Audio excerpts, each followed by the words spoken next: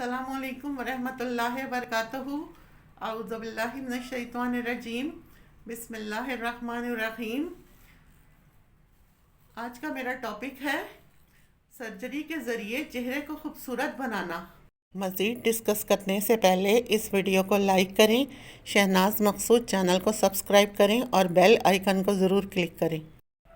سوال یہ ہے کہ سرجری کے ذریعے یا آپریشن کے ذریعے ہم اپنے چہرے کو خوبصورت بنائیں اور اس کے خد و خال میں کوئی رد و بدل کر سکتے ہیں یا نہیں؟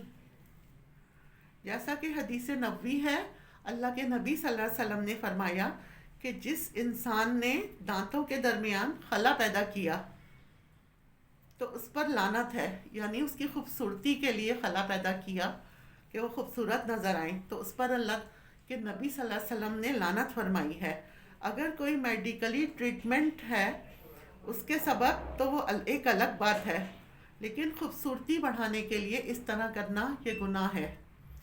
اسی طرح آج کل خواتین اپنے ہونٹوں کو سرجری کے ذریعے موٹا یا باریک کرواتی ہیں، تو یہ اللہ کی بنائی ہوئی مخلوق میں تغیر کرنا ہے۔ ایسا کرنا بالکل بھی جائز نہیں ہے۔ اگر کوئی حادثے کی وجہ سے یا کوئی چوٹ وغیرہ کی وجہ سے اس کے ہونٹ میں کوئی کٹ وغیرہ لگ گیا ہے اور وہ بدنما نظر آ رہا ہے چہرہ، تو پھر تو اس کی سرجری کروائی جا سکتی ہے، کیونکہ یہ عیب اس کی شکل میں آ گیا ہے، اسے دور کیا جا سکتا ہے۔ اس کے لیے پلاسٹک سرجری کی اجازت ہوگی۔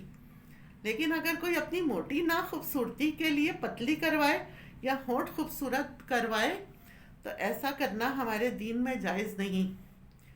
بعض لوگ اپنے چہرے کی جھریاں ختم کروانے کے لیے انجیکشن بھی لگواتے ہیں تاکہ کم عمر نظر آئیں اور خوبصورت نظر آئیں، تو یہ سراسر حرام اور گناہ کا کام ہے، کیونکہ یہ ہماری شکل اللہ تعالیٰ کی تخلیق کی ہوئی ہے اور اس میں ہم اپنی مرضی سے ایز اے فیشن رد و بدل نہیں کر سکتے۔